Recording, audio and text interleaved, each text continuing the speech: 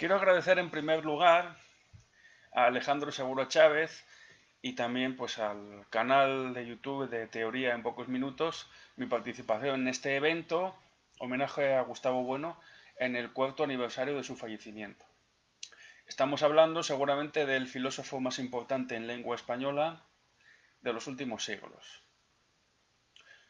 Por cuestiones técnicas, probablemente esta charla no vea la luz en el momento preciso que estaba indicado, pero al menos sirva de homenaje, pues, esta plática para todo aquel que esté interesado pues, en conocer a Bueno y su obra.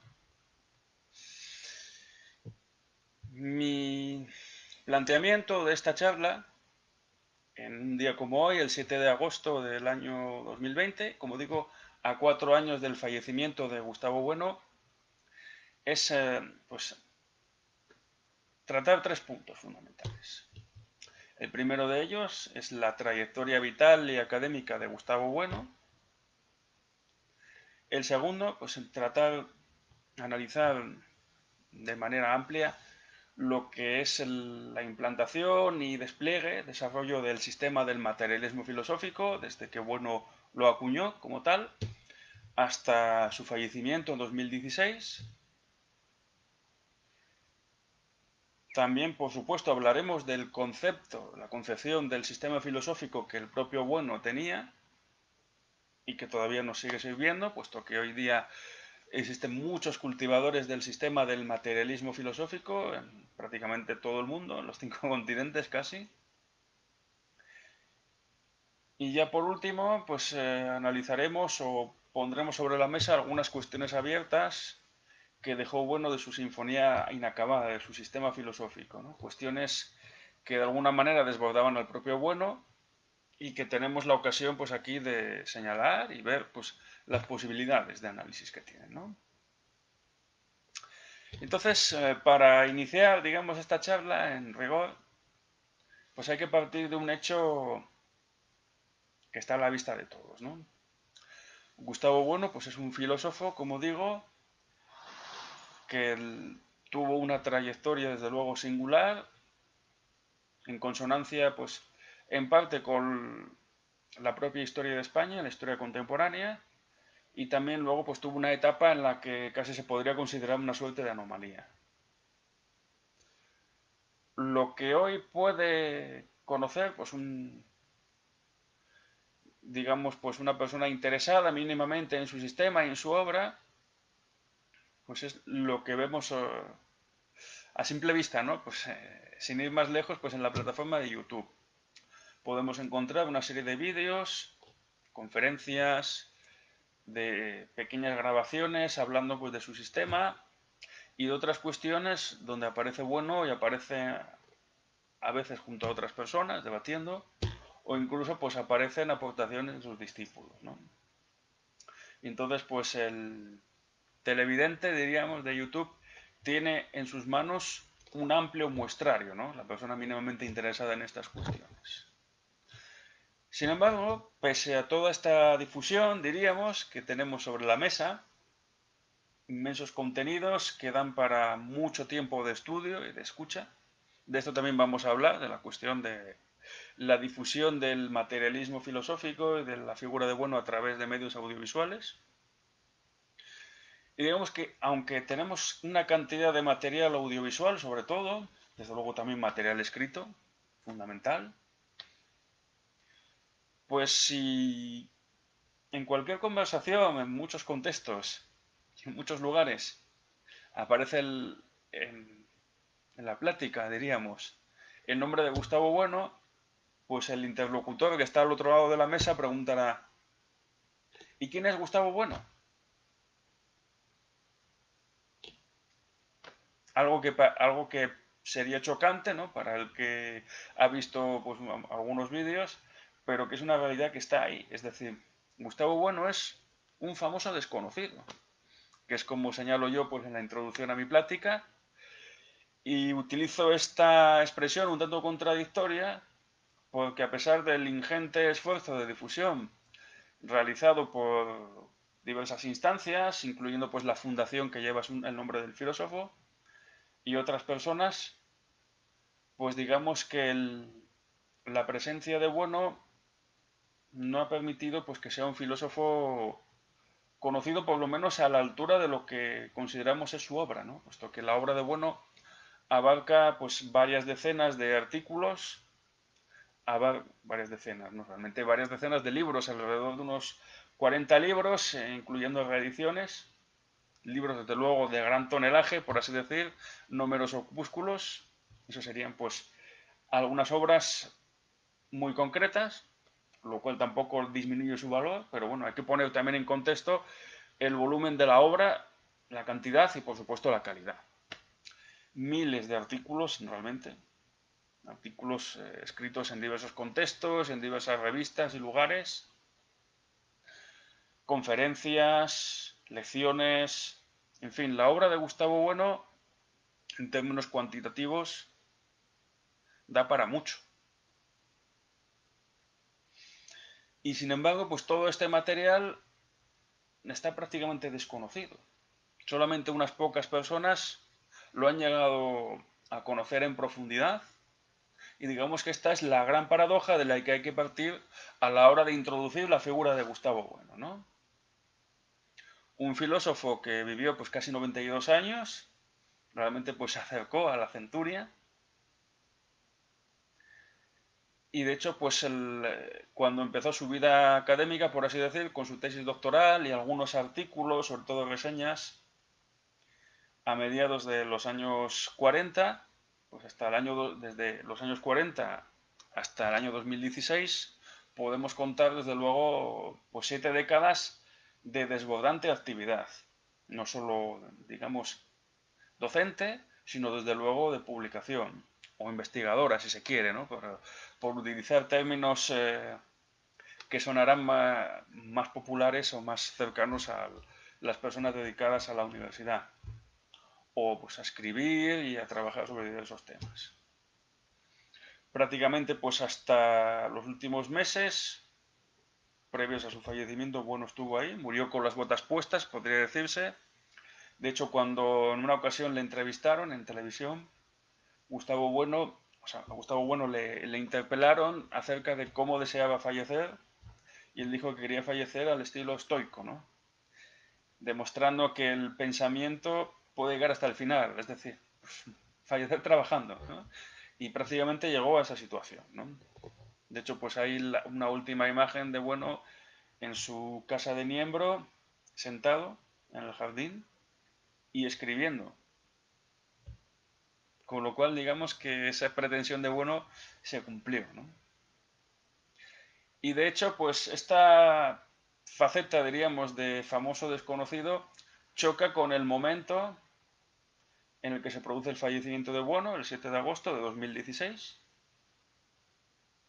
y con la gran cantidad de obituarios que se produjeron no solo en España o incluso pues en Asturias, en Oviedo, en la región en la que él se asentó y desarrolló pues prácticamente toda su actividad, sino incluso pues en el extranjero y desde luego de personalidades políticas, del presidente del gobierno, de los reyes de España, etcétera, etcétera. Es decir, realmente es sorprendente pues el prestigio que acumuló Gustavo Bueno por encima de épocas, de ideologías y de tendencias. Bueno, fue alguien muy prestigioso y muy respetado.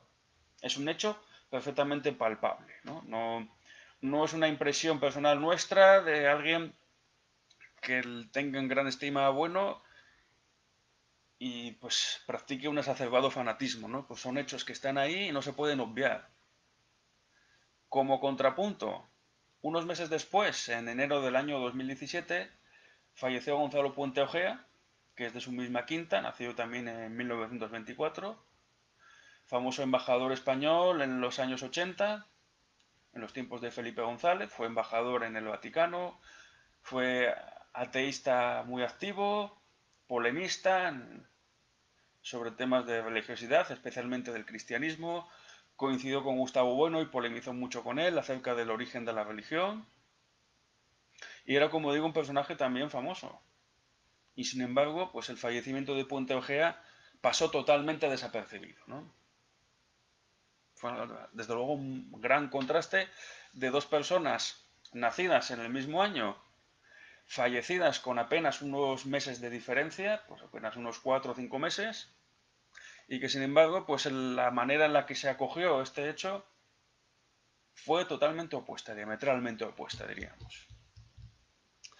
Y entonces, pues se hace necesario, digamos, en primer lugar, explicar qué es lo que está pasando ahí, como bueno, pues acumula tanto prestigio a lo largo de 7 décadas de actividad, de tal manera que cuando fallece, pues todo tipo de personas que estuvieron ligadas a él en diversas épocas y circunstancias, pues le rinden homenaje. Y sin embargo, pues la figura de Bueno pues ha pasado casi al olvido, ¿no? En el sentido pues de que pues antes pues lógicamente Bueno era una persona a la que siempre acudían los periodistas para recabar pues sus opiniones, diríamos, sus opiniones fundamentales, ¿no? La leces doxa, que diría Platón. Y claro, evidentemente cuando fallece pues ya no se puede acudir a él. Y sin embargo, pues a pesar de que tenemos ahí su obra, pues ha pasado al olvido, ¿no? ¿Quién es Gustavo Bueno, no? Retomando pues otra vez el hecho de ser el famoso desconocido, ¿no? Entonces, como digo, vamos a comenzar glosando lo que es, digamos, su trayectoria vital y académica, ¿no? Pues en el contexto de la España de su tiempo. Pues comencemos, lógicamente, por el principio, por el nacimiento de Bueno, el 1 de septiembre del año 1924, en la localidad riojana de Santo Domingo de la Calzada. Bueno, pues en su niñez pues tiene recuerdos o reminiscencias como cualquier otra persona pues de los acontecimientos de la República, de la Guerra Civil Española y del primer franquismo, del nacionalcatolicismo diríamos más exacerbado, y eso lógicamente pues le marca, ¿no? Pues a veces te marca para seguir la corriente dominante o a veces también para ir en rebeldía, ¿no? Pues el propio Bueno, cuando reconstruye su biografía, pues él dice que era una especie de marrano, ¿no? De ateísta en un mundo, digamos, católico, donde el catolicismo pues tiene el peso sobre todo los ritos de paso, y él dice, pues en uno de sus libros, en Cuestiones Quodlibetales sobre Dios y la religión, reconstruyendo, digamos, su experiencia religiosa, que él utilizaba las tapas de un devocionario para incluir dentro el Tratado Teológico Político de Benito de Espinosa. Digamos, ¿no? Por situar un poco al individuo bueno, pues el individuo bueno, que pues un adolescente, un joven que está estudiando, que logra estudios universitarios, se doctora en 1947, si no me equivoco, con una tesis sobre el fundamento formal y el fundamento material sobre la filosofía de la religión, tesis dirigida por un personaje desde luego peculiar que le influyó muchísimo, como fue el historiador Santiago Montero Díaz, personaje pues de diversas tendencias ideológicas, republicano, galleguista, en plan regionalista, gallego, a veces, aunque no muy extremista, socialista, comunista, por aquel entonces falangista, personaje pues que desarrolló, digamos, una teoría también sobre los imperios, que influirá mucho pues en la obra de Bueno. Y bueno, pues digamos que el Gustavo Bueno pues se hace un hueco dentro de un mundo académico que digamos pues era muy reducido en aquel momento por las propias circunstancias sociales e históricas de la época. Se convierte pues en profesor diríamos, de segunda enseñanza. Imparte durante varios años pues lecciones en un instituto femenino en Lucía de Madrano, en Salamanca. Y en el año 1960 se le da la oportunidad de elegir destino de ocupar una cátedra universitaria. Y entonces en ese momento tiene dos opciones principales. Una es la de Salamanca, desde luego pues una ciudad con mucha trayectoria y prestigio, una universidad pues muy añeja, y luego pues tiene la opción de Oviedo, en el norte de España. Una ciudad más pequeña, de provincias, con una universidad pues más moderna, del siglo XVII, no medieval. Y sin embargo, pues bueno, escoge, curiosamente, acudir a Oviedo, ¿no? Donde desarrollará, bueno, estamos hablando de hace 60 años, precisamente hace 6 décadas, cuando Bono toma una decisión crucial, ¿no? En lo que será su propia trayectoria vital y académica. Y eso es algo, pues, que visto hoy día, pues, choca, ¿no? Para muchos, ¿no? Cómo eligió, pues, una cátedra en una ciudad de provincias que hoy día, pues, no tiene mucho peso en España, que por qué no se decantó por Salamanca, que hubiera sido, pues, una vía muy fácil para luego llegar a Madrid, ¿no? Porque al fin y al cabo, en la España actual del Estado autonómico, la ciudad de Madrid es la que más destaca y la que absorbe toda la actividad económica a día de hoy. Antes, pues en Madrid se ha convertido en el motor económico de España, pues dejando atrás al País Vasco, incluso a Cataluña, ¿no? En dura competencia, desde luego, pero Madrid, pues a día de hoy, pues es la zona de España más pujante, ¿no? En todos los sentidos. Entonces, claro, desde la perspectiva de alguien, de un español, de nuestros tiempos, pues esta decisión choca, ¿no? Aparte, pues, del prestigio de la Universidad de Salamanca, ¿no? Aquel famoso dicho, lo que la naturaleza no da, pues Salamanca no lo presta, ¿no? De que ni siquiera la Universidad de Salamanca, que es la más egregia, es capaz de culturizar a un espíritu rudo, ¿no? Por así decir. Y sin embargo, bueno, dice que en ese momento, pues la decisión para él estaba clara, curiosamente, ¿no?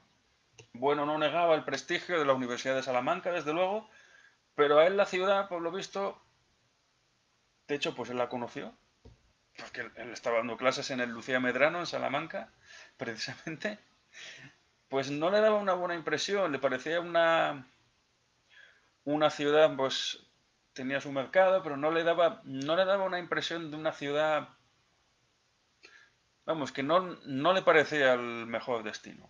Y sin embargo, sin conocer Oviedo, se lanzó, diríamos, a continuar su vida académica en una cátedra universitaria. ¿Por qué? Pues esto tiene cierta explicación, digamos, tanto sociológico como histórico, puesto que había dos hechos fundamentales para, bueno, que le impulsaron, ¿no? Como el arquero impulsa la flecha hacia el blanco, que diría Aristóteles, a recalar en Oviedo. El primero de ellos, curiosamente, lo cual engrana pues con una problemática de si bueno fue marxista o lo siguió siendo, ¿no? Fue la Revolución de Octubre del año 1934, ¿no?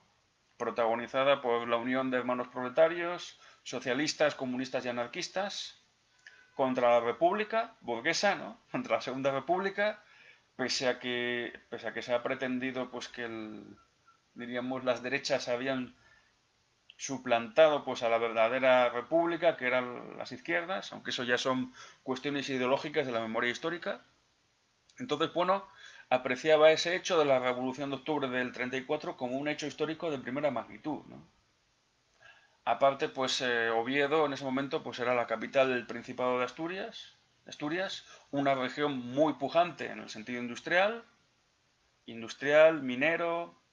Oviedo pues era un centro administrativo, sede pues digamos, la sede de muchas empresas y que tenía una actividad económica desbordante en ese momento.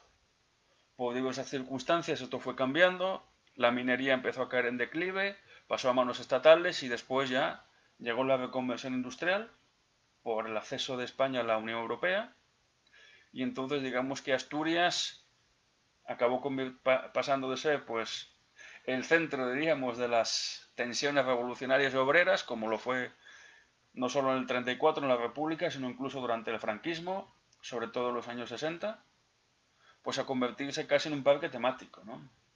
De hecho, hace poco pues leí la anécdota de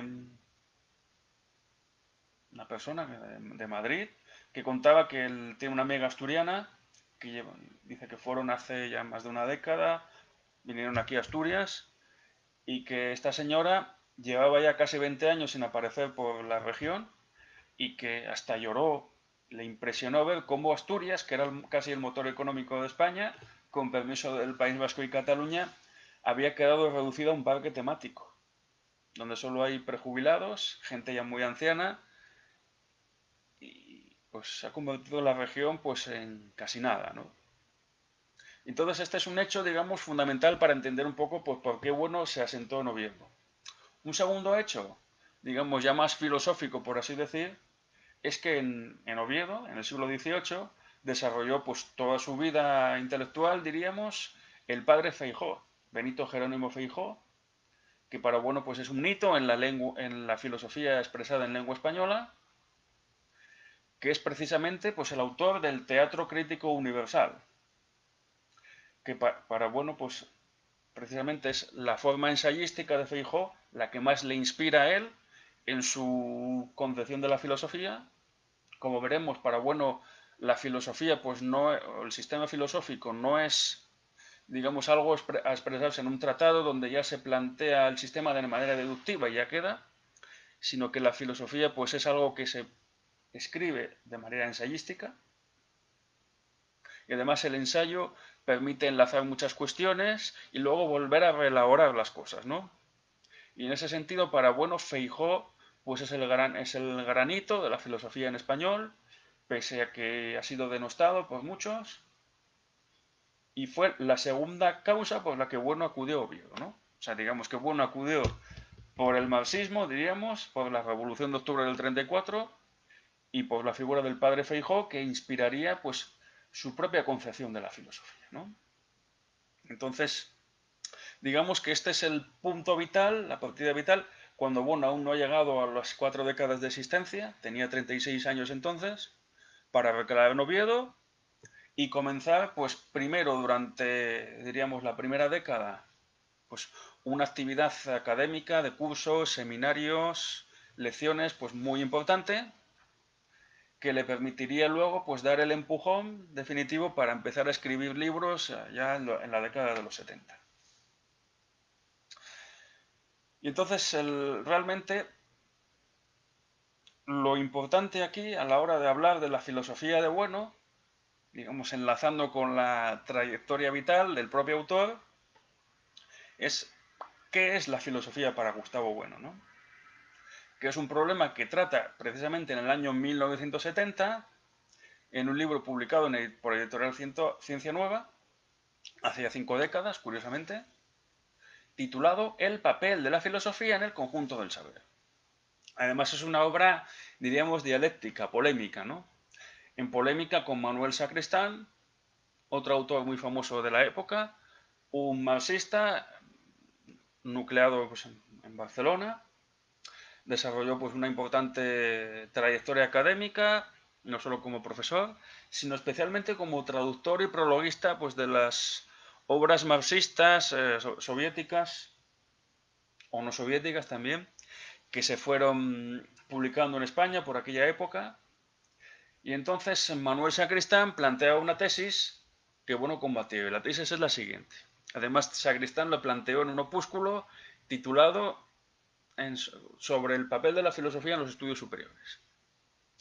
La teoría de Sacristán, la tesis de Sacristán, así grosso modo, es que la filosofía como tal pues se ha convertido pues ya en una cosa escolástica, alejada del día a día, del hombre de la calle, del hombre mundano, y por lo tanto se tiene que convertir pues en una especie de introducción pues a otros saberes, a la matemática, a la biología, etcétera, y entonces lo que propone Sacristán es una especie pues de facultad introductoria, casi pues utilizando términos orteguianos, una especie de facultad de cultura, pues donde se hable pues de Platón y la geometría, de Descartes y la parábola, de Aristóteles y la biología y cosas así, ¿no? O sea, como diciendo, lo importante es que fueron los filósofos para el desarrollo de las ciencias, ¿no? Porque al fin y al cabo, las ciencias son lo sustantivo en nuestra época y no cabe una filosofía sustantiva como tal, un saber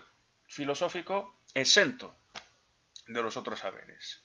Y entonces a lo sumo pues es una especie pues de resumen o de introducción a las ciencias. Una idea que tampoco era original de Sacristán, sino que era una idea ya que se estaba incubando precisamente en el contexto de la Unión Soviética, puesto que en el fondo, pues como para el materialismo dialéctico soviético, pues la filosofía pues viene a ser una especie de ciencia, diríamos,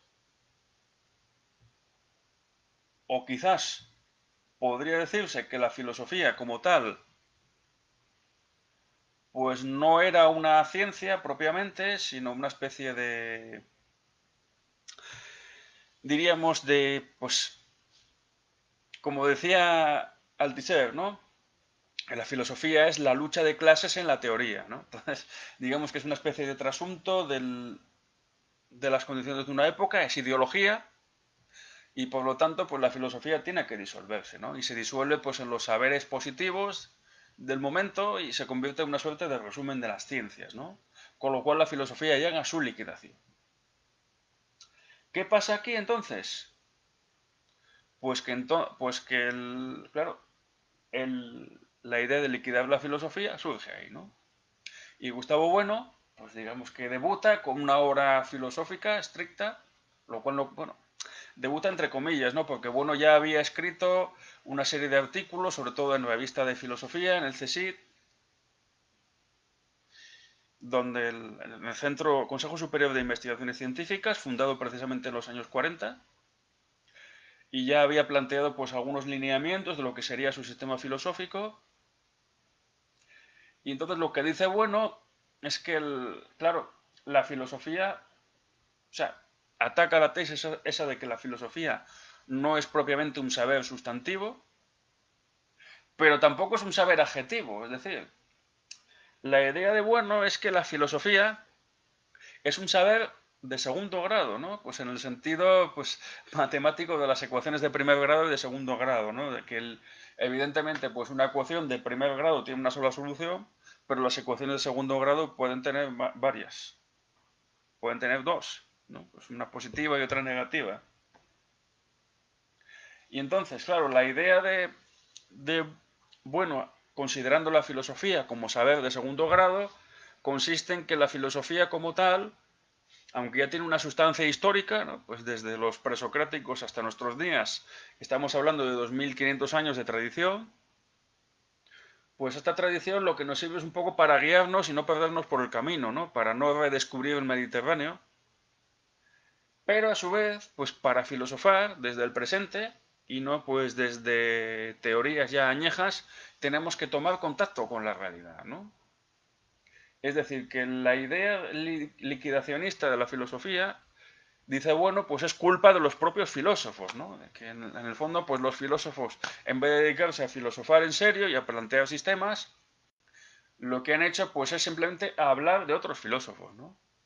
Que es la famosa asignatura que tenemos en enseñanza secundaria y en prepa, diríamos, en España, la enseñanza no universitaria, de historia de la filosofía, ¿no? Donde se exponen, pues, las teorías de otros autores, lo que dijeron, ¿no? Pero se tiende a ignorar pues el contexto histórico y, claro, y no se realiza pues la crítica, por así decir, necesaria para poner en contexto esas teorías, ¿no? Y entonces lo que dice Bueno es que la filosofía como saber de segundo grado se nutre de los saberes científicos y técnicos de la época, ¿no? Esta es una tesis que luego Bueno desarrollará 25 años después en otro libro titulado precisamente ¿Qué es la filosofía? Libro opúsculo, un opúsculo, pero su cantidad pues no va en detrimento de su calidad, diríamos. Y entonces la idea de Bueno es que precisamente pues existe una serie de saberes en cada época, saberes científicos, precisamente en el contexto en el que surge la filosofía académica, que para Bueno surge con un preámbulo, diríamos, de los filósofos presocráticos, con Platón sobre todo, y con la academia, primera institución dedicada pues a un saber, es el primer saber institucionalizado, pues precisamente la academia platónica, y que parte pues de los problemas que plantean las ciencias y que las propias ciencias no pueden resolver, ¿no? El problema pues, pitagórico de la inconmensurabilidad de la diagonal pues es un problema tecnológico que tiene pues su importancia a nivel no solo científico, desde luego, porque obliga pues a ampliar, digamos, a formar pues un nuevo conjunto de números y números, los números irracionales. El problema de los irracionales que frenó pues a la ciencia griega. Y luego pues está el problema, desde luego, que genera a nivel filosófico de lo que sean las ciencias y de los límites, ¿no? De si todo puede reducirse a número, como planteaban los pitagóricos, o no. Claro, la cuestión es que no. La geometría no puede anegar el mundo entero, ¿no? Pues tiene sus límites en este caso. Y lo mismo sucede, precisamente, pues con lo que sería, en este caso, pues la, la política, ¿no? Pues los saberes políticos.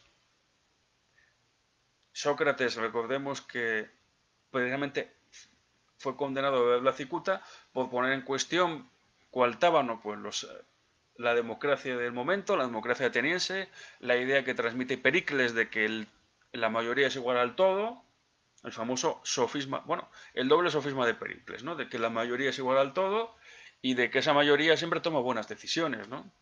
El famoso discurso fúnebre de Pericles que recoge Tucídides. Y entonces los filósofos son críticos de la democracia, no solo Platón, también Aristóteles, y utilizan pues las ciencias de la época, ¿no? De hecho, pues Popper, en La sociedad abierta y sus enemigos, donde tanto fustiga a Platón y su idea pues de la sociedad ideal, pues resulta que el Popper pues toma muy en consideración a Platón porque dice que es uno de los grandes geómetras de todos los tiempos, que encontró su propia solución al problema de los irracionales y dedica pues varias notas al pie muy considerables en ese libro a explicar esa cuestión, ¿no? Con lo cual, pues desde luego para filosofar pues no se puede partir ni de la nada, ni tampoco solamente de lo que dijeron los filósofos de antes, sino de otras muchas cosas. ¿Qué sucede entonces? Pues que la filosofía es una actividad que surge de las ciencias y de los saberes de la época, y entonces, claro, no es ni sustantiva ni adjetiva propiamente. La filosofía, pues es una actividad que se dedica, pues, a la crítica, a la criba de, pues, determinadas ideas confusas y oscuras, y es algo que se mantiene así a lo largo de los siglos. Obviamente, pues, no es lo mismo, pues, la época de las polis atenienses, ni la época ni la época helenística, ni tampoco el cristianismo, ¿no? Que de alguna manera pues trastoca todo lo que es la filosofía, la institucionalización del saber, su dedicación. La filosofía en la Edad Media se convierte en ancilla theologiae, es decir, pues en preámbulo de la teología o sierva de la teología, más concretamente. Y digamos que todo esto pues va tomando otro cariz. A su vez, pues la filosofía moderna pues realiza la crítica pues a la teología, y llegamos pues a la actualidad y claro, pues ahora resulta que los posmodernos nos dicen que han finalizado los grandes relatos y entonces ¿cómo nos quedamos? Pues parece que ha terminado la filosofía, pero no es así, evidentemente. Bueno, dice que hay desde luego hueco para la filosofía académica, la historia no ha concluido y esa es la gran pretensión de Bueno, ¿no? De que precisamente esas ideas confusas que Bueno denomina como filosofía mundana, que sobre todo se ve a nivel periodístico hoy día, ¿no? Los temas que tratan los periodistas en sus tertulias. Los periodistas son los ciudadanos informados de nuestro tiempo. Conocen la actualidad de los últimos años al dedillo. Y entonces los temas que tratan los periodistas son temas genuinamente filosóficos. Perdón. Y entonces son temas filosóficos, pero he aquí la cuestión, es que no tienen un tratamiento filosófico en un sentido estricto académico, que es lo que sí da el filósofo, ¿no? Porque un analista periodístico de política pues puede hablar de la democracia, de lo que debatieron en tal parlamento, en tal sesión, sobre lo que sea, pues yo qué sé, pues sobre la crisis del coronavirus, que está presente en todos los parlamentos del mundo, pero seguramente pues el periodista no diga, pues esto es una falla de la democracia. A lo sumo dirá, bueno, es un déficit democrático, ¿no? Pero al fin y al cabo, pues la democracia es el mejor gobierno posible, ¿no? Pero claro, un filósofo que se precie tiene que empezar a ver, pues que si en la democracia hay cosas que fallan, si la mayoría no representa el todo, ¿no? Pues que es la idea de voluntad general, precisamente, que es otra, es el sofisma que lo retoma Rousseau en otro contexto, en el siglo XVIII, pues entonces a lo mejor es que la democracia no siempre toma las mejores decisiones. No es la voz del pueblo, ¿no? Ni voz del pueblo es voz de Dios, ni el pueblo siempre acierta. El pueblo puede elegir a tiranos o a personas muy poco dotadas para la práctica política, ¿no? Pero claro, estas consideraciones ya son propias de una filosofía académica, en ese sentido. Y entonces esa es la idea nuclear de la que parte bueno, pues luego desarrolla cuestiones de historia de la filosofía, desde un sistema filosófico que empieza con lo que llama metafísica presocrática, ¿no? La idea de que los presocráticos son un preámbulo necesario, pero preámbulo de lo que luego será la verdadera filosofía académica, con Platón, y empieza a trabajar en los años 70, ya sobre todo, bueno, sí, a comienzos de los 70, ya las cuestiones sobre nosología de la ciencia, filosofía de la ciencia, si se quiere, con lo que él denomina como teoría del cierre categorial, que esto también nos llevará un rato a explicar. Lo digo más que nada, sobre todo porque, bueno, y esto es otro ejemplo, ¿no?, de cómo consideraba él la actividad filosófica, pues no se limita simplemente pues a enumerar o a glosar pues a la filosofía analítica ni otras corrientes anglosajonas o alemanas para explicar pues la filosofía de la ciencia, ¿no? De hecho, pues hay una anécdota muy curiosa, ¿no? En uno de los obituarios que le dedican a Bueno, uno realizado por José Luis Villacañas, donde le trata un poco con displicencia, ¿no? Pues con cierto amaneramiento, si se quiere, ¿no? Entonces, dice que Bueno, pues en el fondo, que es que el... que bueno, que era visto como un bicho raro y que él estaba en cosas extrañas, mientras que Villacañas y otros se dedicaban a difundir pues las grandes corrientes de la filosofía europea, ¿no? Un poco como trasfondo, como, como ejemplificación de lo que es una filosofía académica, diríamos, frente pues a una filosofía no mundana, pero sí en este caso una filosofía sustantiva o pura dosografía, ¿no? Una especie de recopilación de lo que han dicho otros. Y entonces, bueno, por ir directamente al asunto, cuando empezó a trabajar en filosofía de la ciencia, no lo hizo inspirado pues por Carnap o por Popper o cualquier otro filósofo de la ciencia, sino que realmente lo que le inspiró pues fue su visita a laboratorios de científicos en Salamanca, sobre todo. Y luego también, bueno, en Oviedo ya menos, seguramente, pero también. O sea, su visita pues a laboratorios de facultades de ciencias, sobre todo, y los problemas que se planteaban, pues digamos, a nivel tecnológico, ¿no? De qué pasaba si manipulas estas sustancias, si mezclas un ácido con una base, qué está pasando ahí, ¿no? Y entonces, bueno, lo que hizo, como digo, fue partir de las propias ciencias, ¿no? ¿Qué quiero decir con todo esto? Pues quiero decir, básicamente, pues que en el fondo, pues la filosofía de la ciencia de Bueno parte de las propias, como digo, de las propias ciencias ya constituidas y hace el análisis precisamente, pues casi como Platón, casi como si fuera él un científico, ¿no? De hecho, Bueno se pasó décadas estudiando matemáticas, ¿no? Él mismo reconoce su frustración de haber estudiado lógica durante muchos años y haber impartido pues lecciones de lógica, lógicamente, de lógica formal, y de darse cuenta de que había perdido el tiempo. Él dijo, no, porque la lógica formal no es la clave propiamente de nada, ni son las leyes del pensamiento que decía Bull, ni tampoco son la clave para, diríamos, para expresar enunciados observacionales, ¿no? Por utilizar términos del empirismo lógico. La lógica es un instrumento, ¿no? Pues de la filosofía, no es simplemente una ciencia, pero no es la clave de nada propiamente, ¿no? Pues el mundo no está escrito con caracteres lógicos, por así decir, ¿no? Por parafrasear a Galileo.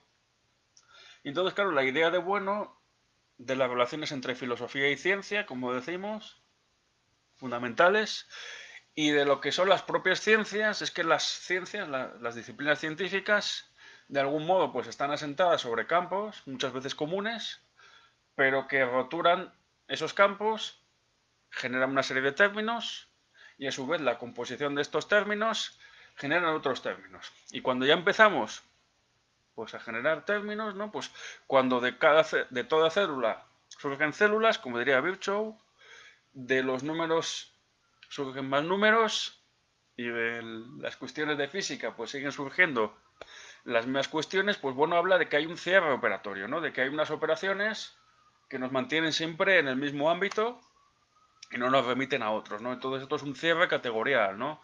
Las ciencias son de alguna manera, pues tampoco son descripciones del mundo ni teorías, sino que son pues parte de ese mundo, de un mundo que se está transformando, porque obviamente, bueno, y esto es un tema que se ha tratado pues en los últimos tiempos, pues el desarrollo diríamos, de las ciencias transforma el mundo. La manzana que le cayó a Newton, ¿no? Por utilizar la anécdota, no recuerdo si fue de Mason o de Hanson, ¿no? La cita, lo de la manzana que le cayó encima a Newton y a partir de ahí empezó a especular sobre la gravedad. Pues la manzana sigue cayendo, pues haya teoría de la gravedad o no. Pero claro, no es lo mismo explicar la caída de la gravedad por la física aristotélica, de que los cuerpos caen siempre hacia el centro de la Tierra, o de que cesando la causa cesa el efecto, que explicar por la teoría del ímpetus, o de la inercia diríamos, que explicarla diciendo que hay una fuerza de atracción gravitatoria hacia el centro de la Tierra. Claro, son cosas diferentes. Y entonces, pues esa transformación que realizan los hombres, que de alguna manera pues es sustantiva, porque ya no depende de los autores, sino que es algo que los desborda, pero que tampoco son teorías que se mantengan ahí ni lo tempore, puesto que si los seres humanos desaparecen, pues es obvio que dejaría de tener sentido hablar de física o de teoría de la gravitación universal, porque es que esos son digamos, son constructos humanos. No tiene sentido. Vamos a ver, el fenómeno de la gravitación universal seguiría existiendo, pero es una apariencia que no sabemos muy bien cómo salvar, ¿no? Igual que los movimientos de los planetas, etcétera, ¿no? Y entonces, digamos que para bueno, pues precisamente, pues las ciencias son los que de alguna manera transforman el mundo a nuestra escala, ¿no? El mundo no es igual con la teoría de la gravitación universal que sin ella, ni con la teoría de la evolución de Darwin que sin ella, ni con la biología molecular que no existiendo ella, ¿no? Y esto es importantísimo ahora, ¿no? Con el tema de los virus. Pero bueno, para no perder el hilo, digamos que bueno, empieza a desarrollar su nociología en esta época, en los años 70 ya sobre todo empieza a escribir cosas de Stein-Nuche, la teoría del cierre categorial. Entonces diríase que bueno, pues en los años 70 es un catedrático con sistema. Realmente pues es alguien de mucho prestigio en la Universidad Española. Estamos hablando pues ya de las postrimerías del franquismo y la llegada pues de un nuevo tiempo, ¿no? De la democracia coronada, como decía el propio Bueno, ¿no? De la monarquía parlamentaria, la famosa transición democrática.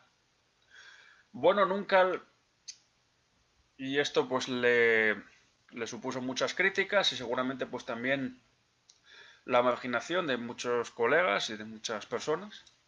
Pues bueno, nunca vio el cambio de régimen como una ruptura ni como algo en lo que acomodarse de manera oportunista, ¿no? Bueno, prosiguió su vida y su trayectoria sin apenas cambios, no más allá pues de los que exigía la coyuntura, ¿no? Por así decir.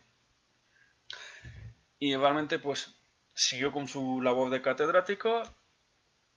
El propio Bono dijo que la transición de la ley a la ley era una transformación del franquismo, que no había ningún tipo de ruptura, desde luego pues ni probablemente ideológica sí, pero biográfica no, pues porque él decía que tenía un listado de nombres y apellidos que habían pasado del franquismo a la democracia como si nada, e incluso luego pues los hijos, ¿no? Y se veía pues una genealogía, no, y una continuidad más que evidentes, ¿no?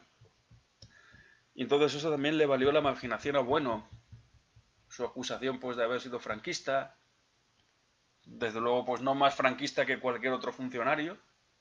Se dio la paradoja de que Manuel Sacristán, el primer autor con el que polemizó, pues había militado en sus tiempos jóvenes en la Falange, y bueno, pues como tal, más allá pues de algunos comentarios maledicentes que yo creo que no merecen más atención, de que si había estado enrolado pues en algún grupo, digamos, afín al régimen en los años 40 cuando era muy joven, pues no merece mayor consideración. Bueno, nunca escribió en revistas falangistas, cosa que sí hizo Sacristán.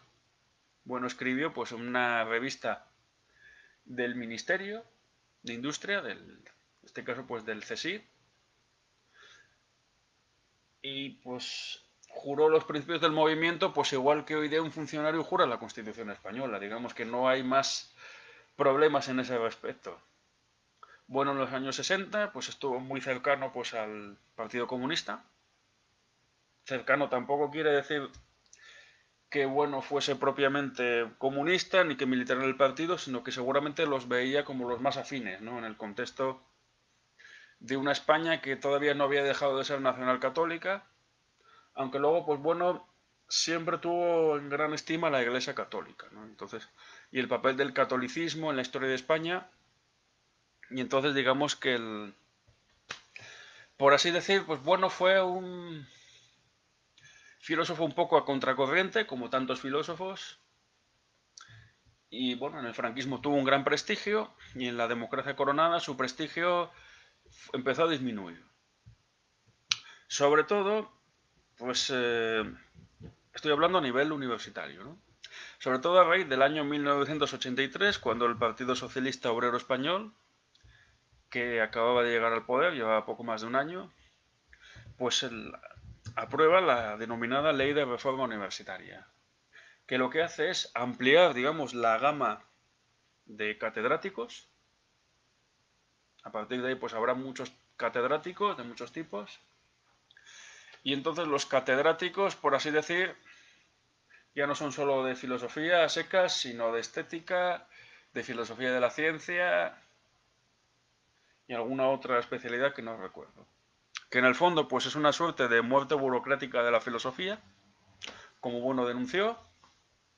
Y claro, la universidad se masifica, profesores, digamos que no tenían un puesto estable, profesores no numerarios son convertidos en numerarios por el Partido Socialista.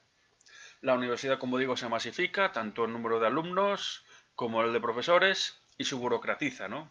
El propio Bono decía que él pues tenía libertad de cátedra en el franquismo, siempre que no nombrase pues nombres del régimen, podía hablar de Marx, de Engels, de Lenin, de lo que le diera la gana, y nadie le iba a decir nada. Y entonces él tenía libertad de cátedra, pues daba las lecciones de una manera o de otra, según pues el momento, ¿no? Y la ocasión. Pero decía él hace unos 20 años, 20 y tantos años, que empezó a notar que la universidad se burocratizaba, pues cuando le exigían que la misma clase que daba por la mañana la diese por la tarde, en el nocturno. Entonces, bueno, aquello le pareció una extravagancia. Dice, no, es que yo doy la clase pues según el momento, ¿no? Al final los contenidos van a ser más o menos los mismos. Bueno, lo básico sí, pero luego yo puedo dar más cosas. Pero entonces ya le exigían cumplir un programa. Con lo cual, pues la filosofía pues se convertía en eso, en dosografía, ¿no? En las en análisis de las corrientes europeas, ¿no? Como diría Villacañas, que citamos antes.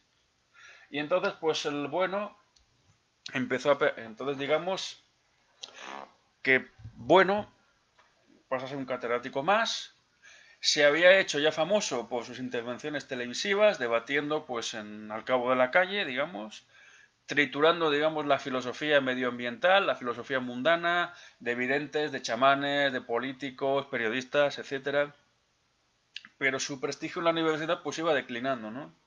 A raíz de esta ley de reforma universitaria, y digamos que el momento cumbre de esta caída, por así decir, fue el año 1998 cuando se le pasa a una figura hasta entonces inexistente. Hay que aclarar también que, bueno, se jubiló en el año 1989 con 65 años y era catedrático emérito. Entonces se le pasó a una figura inexistente que se había inventado Azok de catedráticos eméritos honoríficos. Que a partir de los 70 la jubilación se había vuelto a ampliar, pues se contaban 4 años de contrato, o mejor dicho, 2 contratos de 2 años, y pasaban a la condición de catedráticos eméritos honoríficos, ya no tenían el privilegio de dar clases, y entonces era una forma elegante de expulsarle de la universidad. Los alumnos, entre los que yo me encontraba, no aceptamos esa decisión, casi mayoritariamente, y entonces planteamos una huelga para que Bueno volviese a la universidad. No fue posible. Bueno dio una lección en octubre de 1998 en las escaleras de la facultad, un poco invocando pues las huelgas mineras y el espíritu revolucionario de la época, y aquella fue su última lección en la universidad. Casi una suerte de apología, ¿no? Por así decir. Y sin embargo, pues la figura de Bueno, que por entonces tenía 74 años, no declinó, sino todo lo contrario. Es decir, Bueno siguió pues escribiendo y trabajando pues en la fundación que lleva su nombre, que él concibió como una suerte de academia platónica, y así siguió hasta el año 2016 que falleció. Estando pues en esta situación, podríamos decir, y además, bueno, esto es una idea que el propio Bueno señaló en una conferencia de 2003 y que Sharon Calderón pues planteó por escrito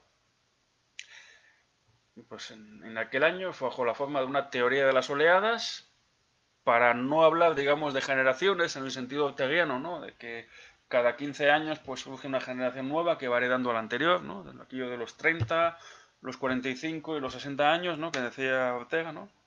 Los 30 son los que están por llegar, los 45 son los que están asentados y los 60 son los que ya han pasado, ¿no?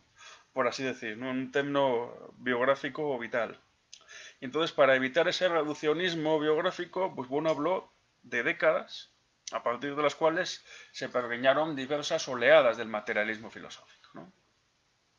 Y entonces digamos que hay una primera oleada, bueno, breve de todo, hay que hablar de décadas, desde el 1936, Guerra Civil Española, 1945, otra década,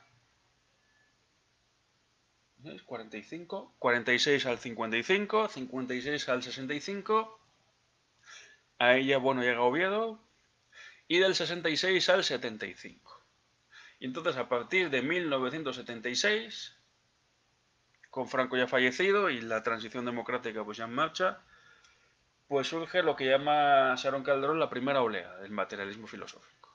Los primeros discípulos de Bueno, dedicados sobre todo a cuestiones de historia de la filosofía y de ontología. Por en medio pues surge la ley de reforma universitaria, recordemos.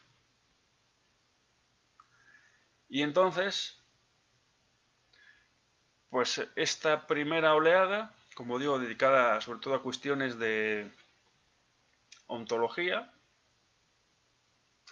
y a cuestiones pues de historia de la filosofía, pues se finaliza en el año 1985. Casualmente, o quizás no tanto, es el año en el que Bueno publica El animal divino, ensayo de una filosofía materialista de la religión.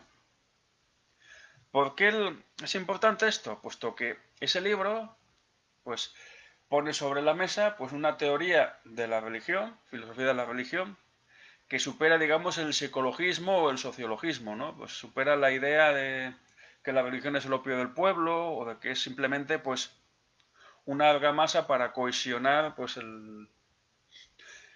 la arquitectura social, ¿no? Por así decir, ¿no? Que no son solo ritos de paso, ni son alucinaciones, ni un instrumento de la clase dominante para oprimir a los dominados, ¿no?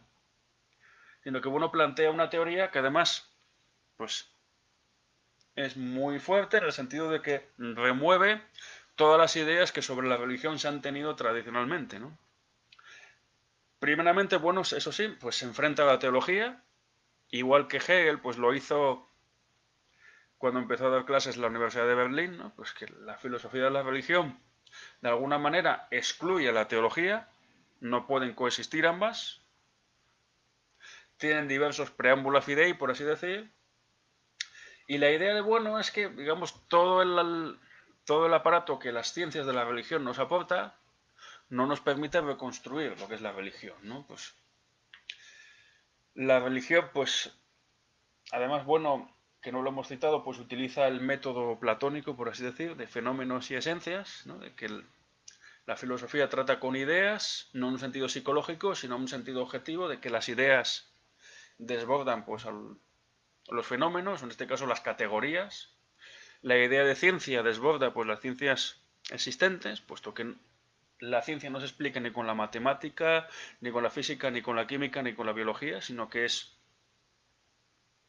algo que desborda todas estas disciplinas, pero que de alguna manera tiene que explicarlas, no tiene que progresar, ¿no? Otra vez. Desde el regresus que decía Platón hasta el progresus, ¿no? Volver a los fenómenos para explicarlos, ¿no? Una vez que tenemos la teoría. Y entonces dice que las ciencias de la religión, dice, bueno, o sea, la antropología, la etnología, la sociología, incluso si se quiere la teología, pues nos dan un material que nos serviría así para regresar a una esencia genérica de religión, pero que tampoco explicaría gran cosa, ¿no? Hay muchos fenómenos que quedan sin explicar. Y entonces, bueno, pone el núcleo de la religión, de la religiosidad, en lo que se denomina como numen, ¿no? Como centro de voluntad e inteligencia a que los seres humanos, pues, le rezan y le imploran. Y claro, aquí llega el punto polémico, y es que Bueno dice que la religiosidad comienza precisamente en la época paleolítica, cuando los hombres se enfrentan a la megafauna del Pleistoceno, de alguna manera, ¿no? Pues se enfrentan al tigre de dientes de sable, al mamut y otros animales que están envolviendo al propio hombre, ¿no? Pues el hombre en ese momento pues es una pequeñez, ¿no? Ya ni que hablar de la época de los dinosaurios, el hombre pues hubiera sido aplastado en caso de coexistir con los dinosaurios. Y entonces el hombre empieza a dominar a los animales y en el primer encuentro, diríamos, de un cazador con el animal X, digamos que es el momento, digamos, del misterio, ¿no? Religioso, ¿no? Puesto que el hombre se encuentra ante una voluntad que no es el mismo, ¿no? Como decía San Agustín, en lo que te pareces a mí me enardezco, en lo que te diferencias me horrorizo, ¿no? Pues los animales son algo que enardecen y horrorizan al hombre, puesto que parecen iguales que él, pero son diferentes, ¿no? Tienen cosas, puedes establecer una relación simétrica con un animal, te acecha, te sigue, pero no sabes realmente qué es, ¿no? Pero cuando empiezas a conocerlo, cuando sabes cómo se comporta y lo puedes domesticar y dominar, pues entonces ya el hombre pues se hace dueño y señor de los animales, ¿no? Y entonces se parte de una primera fase de la religiosidad diríamos primaria, a una religiosidad secundaria donde el hombre aparece con los atributos de los animales, ¿no? Pues Zeus como, representado por el águila, los faraones representados como seres con a veces con cuerpo de animal y cabeza humana, o con cabeza humana y cuerpo de animal, las esfinges, etcétera, etcétera. Y entonces, pues ahí el hombre es el dominador de los animales y a su vez, pues el hombre cae en una especie de delirio politeísta, ¿no? Puesto que empiezan a surgir deidades a cada cual pues más extravagante, ¿no? Precisamente la filosofía académica surge como crítica pues a pues a ese delirio, ¿no? politeísta y empieza a poner principios que ya no son propiamente, digamos, no son sujetos con voluntad, sino que son principios abstractos, el demiurgo de Platón, el agua, el aire, el logos, el motor inmóvil de Aristóteles, que no conoce el mundo, y esa es una crítica a la religiosidad secundaria. Y a su vez después, pues la religiosidad terciaria lo que dice es que solo hay un Dios, y ese Dios conoce a los hombres y ha creado el mundo, cosa totalmente ajena a los griegos para quienes el mundo era eterno. Y entonces el cristianismo supone pues un cambio radical, también el judaísmo a su modo, y después el islamismo como herejía del cristianismo, como bien sabemos. Y entonces digamos que el cristianismo curiosamente supone el mayor grado de impiedad, puesto que le concede al hombre la máxima dignidad y a los animales lo reduce casi al nivel de máquinas. Ya Santo Tomás especula con que los animales pues son como una especie de artefactos realizados por el sumo artífice, es decir, por Dios.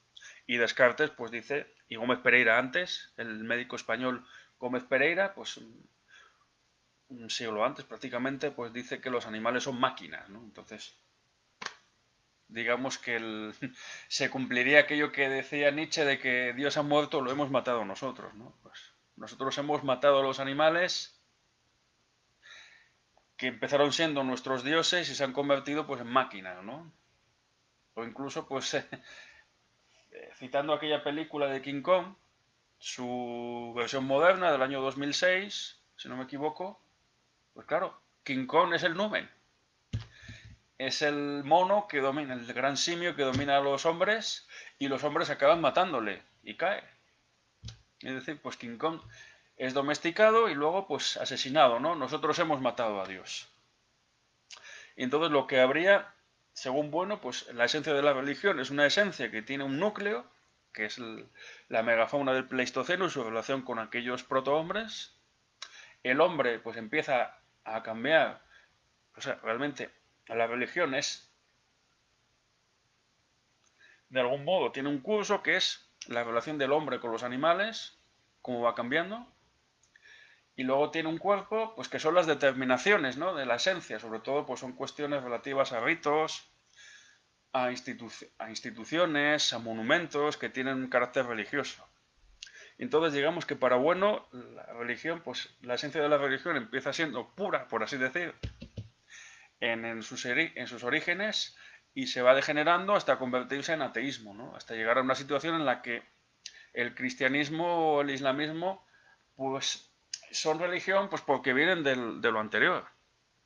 Pero es que realmente son instituciones recrecidas ya de carácter social, es otra cosa ya realmente.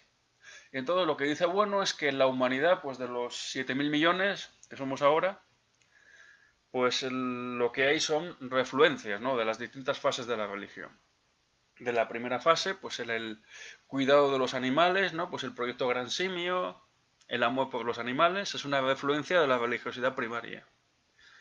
Los contactos en la tercera fase, el avistamiento de extraterrestres, pues son un fenómeno de refluencia de la religiosidad secundaria, ¿no? Son los démones del helenismo que previamente el cristianismo asimiló como ángeles o demonios y que se convierten en extraterrestres, ¿no? Eso es una refluencia de la segunda fase de la religión. Y luego, pues la tercera fase, pues sigue existiendo a un nivel cuando menos sociológico, ¿no? Pues porque pues las religiones terciarias pues siguen guiando, aunque solo sea por la costumbre o por la herencia histórica, las vidas de miles de millones de personas.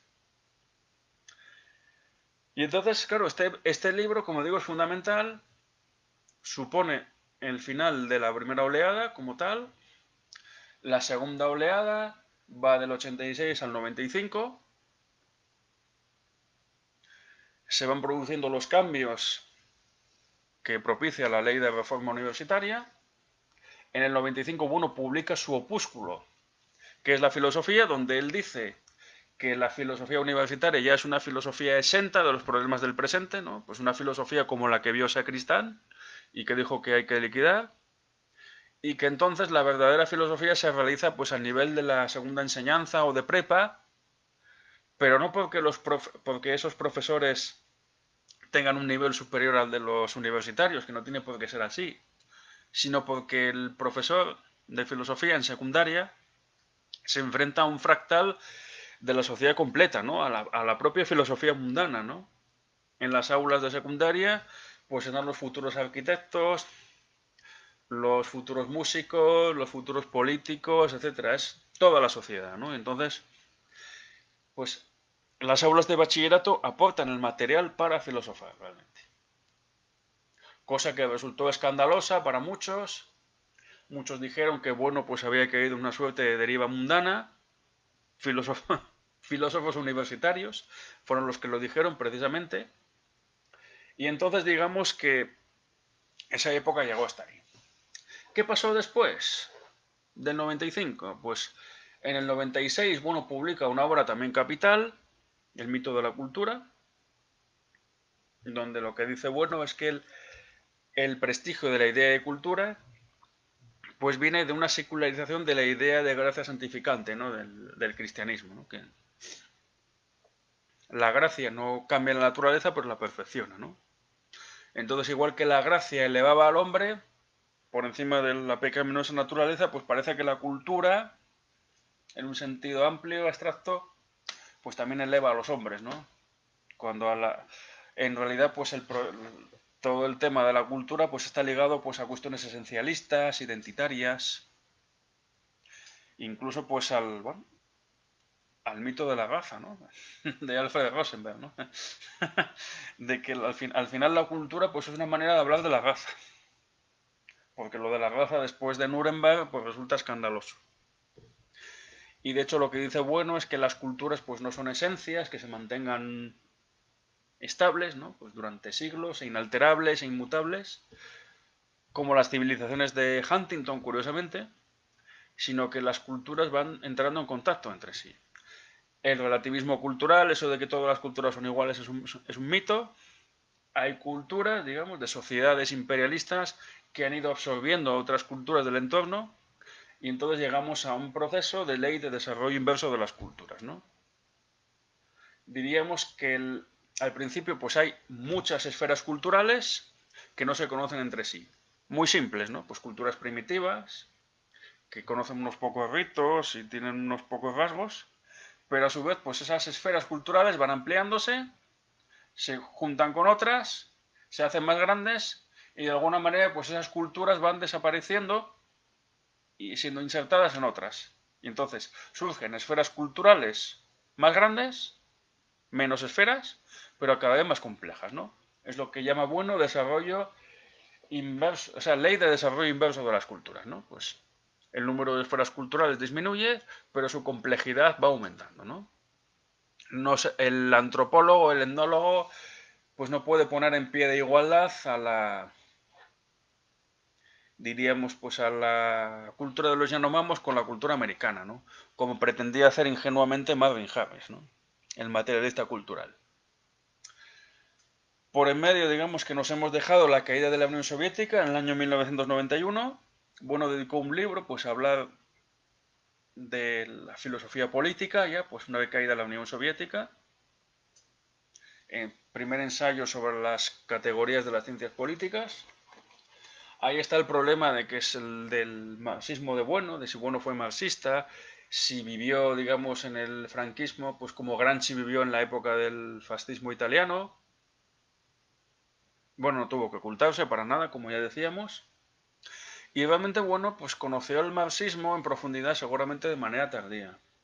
Y además el propio Bueno planteó su filosofía frente al materialismo dialéctico de la Unión Soviética, un poco en manera crítica, puesto que para Bueno, pues en el fondo, pues como decía lo de Sacristán, pues era la liquidación de la filosofía, ¿no?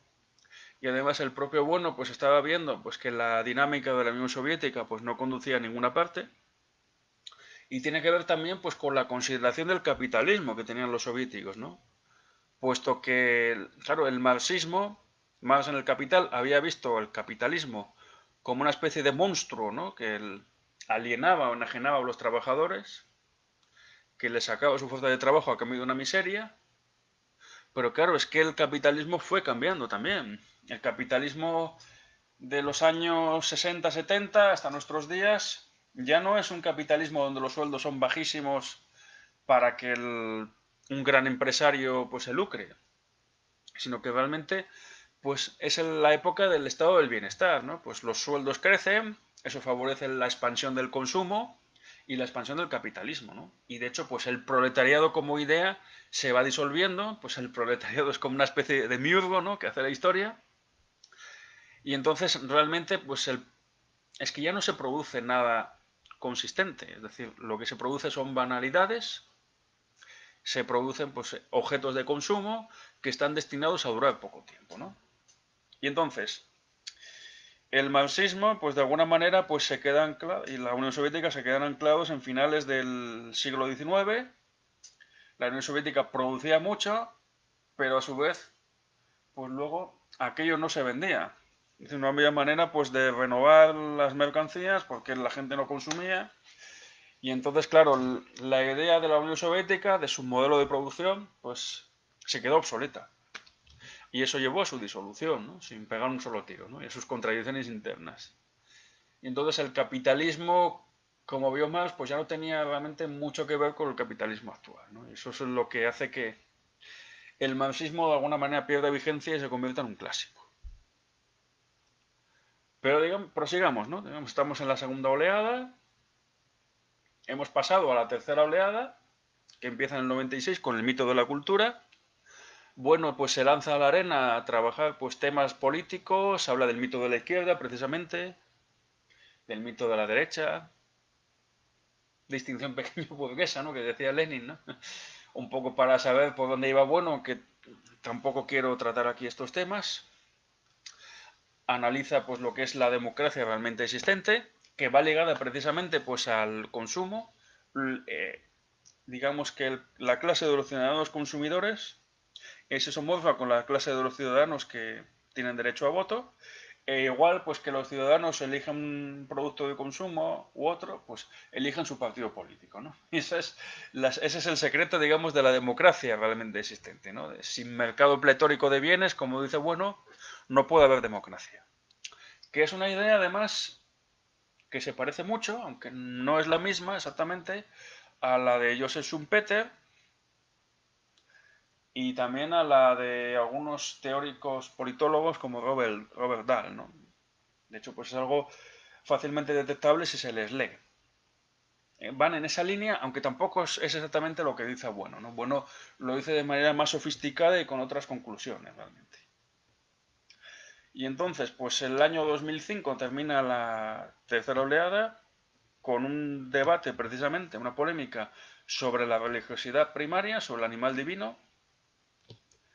En la polémica, bueno, hubo una primera polémica con Puente Ojea en la revista El Basilisco, en 1995, precisamente al final de la segunda oleada. Y en la tercera oleada, pues los medios digitales pues, ya estaban muy popularizados. En la revista digital El Catoblepas pues se produjo otra polémica sobre la religiosidad primaria, ¿no? El problema de los númenes del Paleolítico.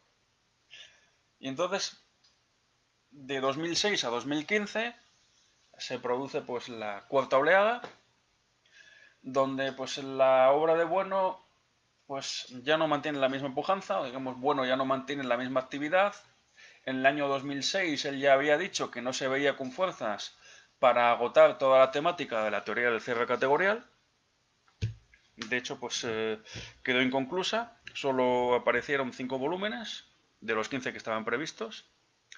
Se había pergeñado un volumen sexto, tomo sexto, que no llegó a ver la luz por diversas circunstancias.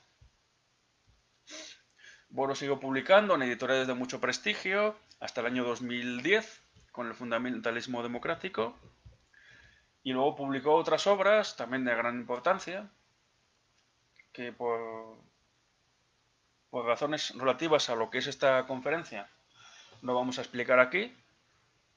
Y entonces justo en el año 2016, que sería el comienzo de la quinta oleada del materialismo filosófico, Bueno fallece. Oleada que todavía sigue en desarrollo hasta el año 2025. Entonces, Claro, el fallecimiento de Bueno pues obliga a una serie de replanteamientos sobre lo que fue su obra y la manera en la que se puede proseguir, ¿no? Y las cuestiones abiertas.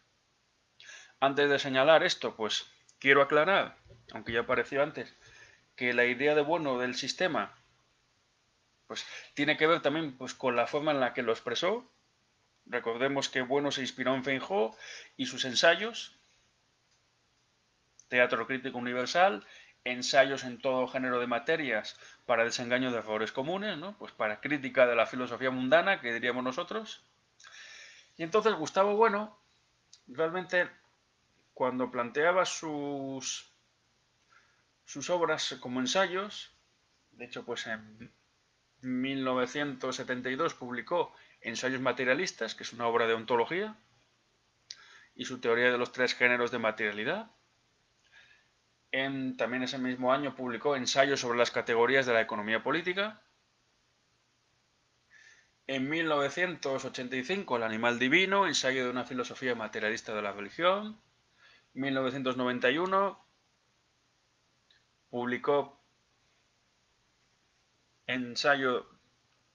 primer ensayo sobre las categorías de las ciencias políticas. Y así sucesivamente. Bueno, tiene muchas obras el rótulo de ensayo, ¿no? Claro, la idea del ensayo precisamente engrana con el problema de las relaciones entre filosofía mundana y filosofía académica, ¿no? Porque para Bueno la filosofía no es una ciencia, como ya dijimos, sino que se nutre de las ciencias de la época y a su vez de los problemas planteados en una época determinada. Durante pues, la época clásica se utilizó el latín y el griego como lenguas para filosofar. El latín se mantuvo durante la Edad Media, incluso pues al principio de la Edad Moderna, como una especie de interlingua o koiné. Pero ya en el siglo XVII y XVIII, cuando se empiezan a constituir en Europa los estados nacionales, se empieza a utilizar la lengua común, la lengua romance, ¿no? Derivada del latín, pero que ya no es latín, para filosofar. Y claro, es que precisamente en la lengua común es donde se produce, digamos, pues una especie de ósmosis entre los conceptos, por así decir, filosóficos, técnicos y también los científicos con el lenguaje cotidiano, ¿no? Hoy día utilizamos la palabra sustancia como algo muy común, pero sustancia para los griegos no era un término común, era un término casi un tecnicismo. Hablamos de células, de átomos, pero claro, eso no era el lenguaje común en el siglo XVIII, lógicamente. Entonces, Bueno destaca y pone el valor la idea del ensayo precisamente por eso, pues porque en el ensayo en la lengua nacional, ¿no? Pues el ensayo de Feijóo en lengua española, pues se produce verdaderamente pues el momento en el que hay verdadera filosofía, ¿no? Pues porque se utiliza la lengua, digamos, de la filosofía ambiental, pues para filosofar en un sentido académico, ¿no? Siguiendo la tradición de Platón. De hecho, pues la filosofía en español contemporánea ha utilizado mucho el ensayo. No solo Feijóo, tenemos pues a Unamuno, a Ortega, tan puestos en valor. Y entonces la idea del ensayo, pues el ensayo no es una cosa menor. Precisamente es el vehículo de la filosofía, ¿no? Por así decir. La manera en la que se expresa y se transmite la filosofía. No solamente pues, en tratados deductivos, donde ya está todo esquematizado a priori, sino de esta manera como decimos. Es curioso también que, bueno, por su pretensión sistemática, fuera visto como una suerte pues de Hegel, ¿no? O de que su sistema era hegeliano, ¿no? Cuando era todo lo contrario, ¿no? Bueno, podía escribir libros muy voluminosos de 400, 500 páginas, pero seguían siendo ensayos, ¿no? El ensayo no tiene un límite, digamos, espacial definido, sino que se trata un tema y se defiende una tesis que no se puede demostrar, sino que se puede argumentar, diríamos, dialécticamente frente a otras. Entonces, precisamente esta idea ensayística es la que engrana o se involucra con su propia idea de sistema filosófico. Puesto que para Bueno, pues no existen, digamos, unas disciplinas fundamentales que sean el edificio del sistema, sino que es algo que se va generando, ¿no? Para Bueno, el sistema no es algo deductivo, sino, como él decía, algo estromático, precisamente del griego estroma, que significa tapiz. Y entonces digamos que el sistema filosófico es como un tapiz que se va tejiendo Forma una figura más o menos definida, pero esa figura no se limita a un cuadro determinado, puede seguir creciendo, incluso puede aparecer un cuadro, pues casi como las Meninas, ¿no? Donde aparece, como diría Foucault, pues el lugar de la autoconciencia, ¿no? Aparece ahí el espejo donde sale Felipe IV, que es el que está viendo y es el que tiene la perspectiva del cuadro de Velázquez, ¿no? Y está viendo Velázquez, las Meninas y el cuadro, y se sabe que es el rey Felipe IV por el espejo, ¿no? Pues entonces, de algún modo, pues el sistema filosófico para Bueno no es algo que esté cerrado, sino que es algo que se va tejiendo e incluso destejiendo, ¿no? Puesto que Bueno dice que en filosofía lo que funciona es el principio de Simploqué, que ya señaló Platón, de que ni todo se relaciona con todo, ni nada se relaciona con nada, sino que hay una cierta ligación entre las cosas. Y la Simploqué precisamente es tejer con hilo o con esparto para hacer cestas. Y bueno, si te equivocas, si das una mala puntada, pues puedes destejar y seguir tejiendo, ¿no? Entonces, bueno, lo que decía es que no necesariamente lo que había estado escrito en ensayos materialistas sobre el ego trascendental, por ejemplo, que es un tema con el que finalizó Bueno, no en el sentido de cierre, como decimos, en un sentido científico, sino que fue el último libro que publicó Bueno como tal, el ego trascendental, pues lo que publicó en el 72, pues puede retomarse en el 2009 o 2016 y dárselo otra forma nueva. Es decir, a lo mejor nos hemos equivocado, dar una puntada o varias, destejemos y volvemos a tejer, ¿no? Entonces el sistema es estromático, como decimos, ¿no? Y entonces, pues es un sistema, digamos, abierto en ese aspecto. Ahora bien, ¿qué es lo que sucede con el fallecimiento de Bueno? ¿Cuál es el panorama actual a 4 años de su fallecimiento? Que prácticamente en términos históricos no es nada, pero que nos permite también pues ver por dónde van los derroteros del sistema, ¿no? Pues claro, el, precisamente, esta es una idea muy importante, el hecho de que el sistema sea estromático, que no sea deductivo, pues no te da pues una foto fija o un canon desde el que tenga que interpretarse o desarrollarse el sistema, claro está. Antes, cuando Bueno estaba vivo, pues lógicamente podía responder a personas pues que se estaban desviando, ¿no?, de lo que él decía. Oiga, pues usted no dice lo mismo que yo. Y primero de todo, pues no hay que confundir las cosas, ¿no? Entonces, Bueno podía polemizar e intervenir, ¿no?, en ese aspecto. Evidentemente ya no. Antes el canon pudo ser bueno, pero ahora lógicamente ya no puede serlo. Otro aspecto que tiene que ver con esto es el problema, pues, de poder acceder a su obra.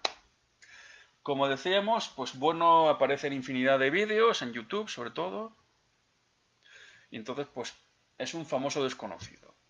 Pero es famoso desconocido porque realmente las personas que pueden acceder a la totalidad de su obra son poquísimas, ¿no? Aparte de que, como decimos, la obra de Bueno se publicó en diversas editoriales, en diversas épocas, y muchos de estos libros, pues por la propia ley de oferta y demanda, pues se han descatalogado. Y entonces, claro, para una persona que, como es mi caso, que siguió a Bueno durante muchos años, estuvo en contacto con él, pues conseguir la obra de Bueno, por lo menos lo más relevante, es sencillo. Pero para una persona pues joven o que se inició en el sistema pues con Bueno ya fallecido o cuando ya estaba a punto de fallecer, muchas de las obras son inencontrables. Se puede encontrar algunos fragmentos en formato digital, sobre todo, pero es muy difícil tener una idea global del sistema de Bueno. Algo que solo podría lograrse precisamente con la publicación de sus obras completas. Es ya un tópico, evidentemente es una labor muy prolija, algo muy laborioso que exige dedicarle tiempo y dinero, pero está claro que si hablamos de divulgar a un autor, si hablamos de que Bueno deje de ser un famoso desconocido, eso solo se logrará en el momento en el que toda su obra esté disponible en cualquier biblioteca, ¿no? Pues como está la obra de Platón, de Aristóteles, de Santo Tomás, de Hegel, de Marx o de cualquier otro, ¿no?, de cualquier autor clásico, a cuya altura situamos desde luego a Gustavo Bueno. Evidentemente, además, esto es importante sobre todo a la hora de establecer un canon, puesto que si la obra de bueno en su globalidad, pues no puede ser abarcada en el momento en el que pues todo el material está disperso y no hay manera de unificarlo, pues alguien que se ha iniciado en bueno, pues puede interpretar las cosas de una manera y yo u otro que ya conocemos más cosas podemos decir, oiga, pues que esto no es así, porque usted no ha leído tal obra, ya, pero es que no tengo acceso a ella. Y entonces, lógicamente, pues esto dificulta el que exista un canon, ¿no? Sobre la obra de bueno. ¿A qué canon podemos acudir? Pues a ninguno, ¿no? Cada uno la interpreta como Dios le da a entender, en el fondo, ¿no? Y entonces, claro, los contenidos audiovisuales también generan una falsa apariencia de que, bueno, pues es muy visto y muy conocido, que hay miles de visualizaciones de sus vídeos, pero claro, son visualizaciones que seguramente no superan los 5 o a lo sumo 10 minutos. Estamos hablando de vídeos a lo mejor pues de 2 horas o más largos. Y entonces esta proliferación lo que logra es saturar un poco pues al consumidor de vídeos de tal manera pues que llega un momento que se sacan vídeos todos los días y el propio televidente dice es que no doy abasto. Con lo cual pues esta saturación de alguna manera y en negación digamos del mercado audiovisual por así decir lo que hace es imposibilitar el conocimiento de bueno. Esto dicho así, ¿no?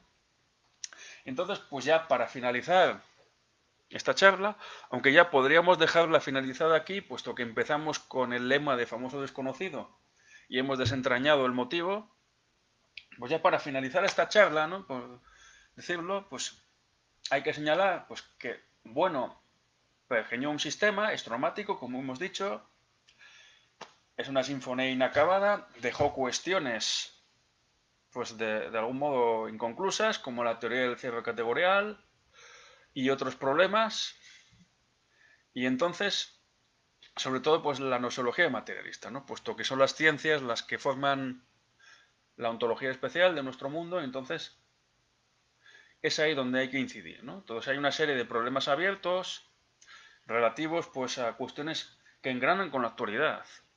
Primero de todo, la involucración o intersección de categorías científicas, aquello que señalábamos de que los campos de las ciencias son a veces comunes, entonces hay intersección, ¿no? Pues entre diversas disciplinas, de las matemáticas con la física o la química incluso, de la biología con la química, hay campos comunes, ¿no? Y a veces hay términos comunes incluso, ¿no? Puesto que el ADN, por ejemplo, los virus son ADN, la mayoría son sustancias químicas, pues esa química está inserta en las células, ¿no? En los organismos vivientes. E incluso pues temas relativos pues a la finalidad o teleología, en este caso, de los organismos vivientes, ¿no? De cómo puede ser posible que los ojos sean para ver y los órganos sexuales para reproducirse, ¿no? Hay un artífice que sea un sumo artífice, ¿no? Que dirían los creacionistas, que han diseñado de forma inteligente pues estos órganos de los organismos, pues es obvio que no, eso es pura metafísica. Pero los ojos siguen sirviendo para ver. Y los órganos sexuales para reproducirse los individuos de una especie, ¿no? Y para perpetuar la especie. Y entonces tiene que haber ahí una cuestión teleológica, diríamos, que está de fondo, ¿no? Teleología en el sentido de una finalidad objetiva que está actuando. E incluso, pues hay finalidad objetiva, pues en la historia misma, ¿no? En los procesos históricos que algunos ven como conscientes, ¿no? Pues los imperios, aquí que dice, pues, Elvira Roca Barea, ¿no? Sobre España y la leyenda negra y la imperiofobia, ¿no? Imperiofobia y leyenda negra, eso que dice de que la mayoría de los críticos del imperio español, para hablar de leyenda negra, hablan de un imperio inconsciente. Pero claro, esas cuestiones, digamos, de intencionalidad quedan muy raras, puesto que nadie se va conscientemente a la guerra de los 30 años, ¿no? Como decía Molière en plan irónico, ¿no? Puesto que para irse a la guerra de los 30 años tienes que saber cuánto va a durar.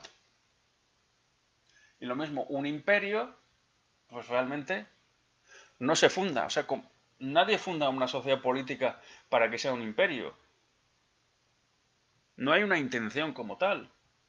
¿Puede haber intención? Pues sí, pues como pasó con el Imperio Español en la Edad Media, que los reyes emperadores obetenses, leoneses, castellanos